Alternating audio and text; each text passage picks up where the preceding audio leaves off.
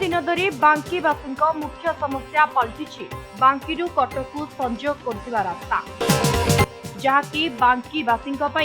सबुठारु बड़ समस्या भावे छिड़ा होइछि। प्रत्येक दिन व्यवसाय कॉलेज रे पढ़ुवा छात्र छात्री एवं रोगींकर यातायातर मुख्य रास्ता हेउछि बांकीरू कटकू संजोग करथिबा एकमात्र रास्ता। अनेक समय गणमाध्यम रे खबर प्रसारण होइतिले सुधा एपर्यंत समस्यार समाधान बाहरी पारिनी बांकी प्रशासन जहाँकि बांकी प्रशासन न पारिबा पणिया एबे हाटरे पड़ी दांडरे रहिछि। किंतु ए समस्या और बेसी दिन नुहे बोली बांकीर युव समाजसेवी अविनाश पट्टनायक कहते। दीर्घ दिनर समस्या बहुत शीघ्र समाधान हेबा पई आज बांकी उपजिलापाल को साक्षात कर दाबीपत्र करछन्ति। अविनाश पट्टनायक को उपजिलापाल प्रतिश्रुति देइछन्ति एक सप्ताह मध्य रास्ता काम आरंभ हेबो एवं समस्यार समाधान बहुत शीघ्र हेबो। अन्य पटरे आगामी दिन में जदि समस्यार समाधान न हुए तेबे विराट आंदोलन हेबो बोली युव समाजसेवी अविनाश पट्टनायक गणमाध्यम प्रतिनिधि आज अभियोग ने आज गोटे फॉलोअप नहीं कि आसती आमर जो बांकी कटक रोड को तो बड़ खुशीर खबर कि आमर समस्त बांकीवासी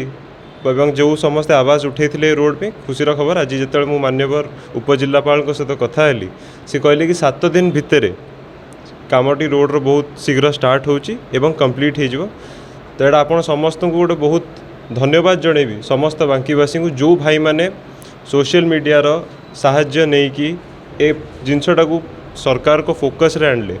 एवं आज आपण मानक प्रयास जोगु आमर ये जो रोड टी खूब शीघ्र आरंभ होची काम। मु धन्यवाद देवी आरएनबी डिपार्टमेंट को कि से आम समस्त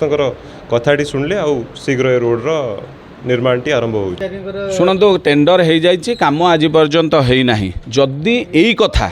यही गोटाक जदि यही रोडटा जदि त्रिशूलिया ठू भुवनेश्वर पर्यंत था आज ये कथा उठी था कि टेंडर हो जाइए कम होना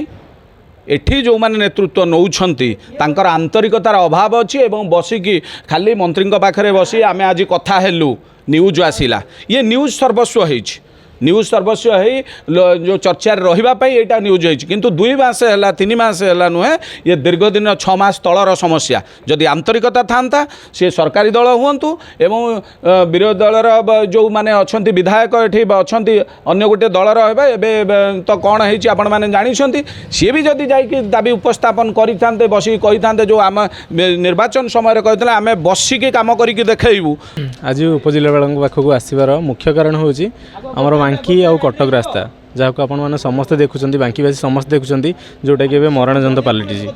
बांकीर प्रत्येक जिनस या नहीं जो मेडिकल हो कोर्ट कचेरी हो कि बांकी गोटे कृषि प्रधान जगह जोटा वाणिज्य व्यवसाय प्रत्येक जिनस आम कटक उपर निर्भर करुचे किंतु आज बांकी कटक रास्ता संपूर्ण भाव में नष्ट हो जाइए से भित्ति आम या पूर्वर अविनाश भाई सांगे बांकी सुशांत कुमार नायक रिपोर्ट समय लाइव।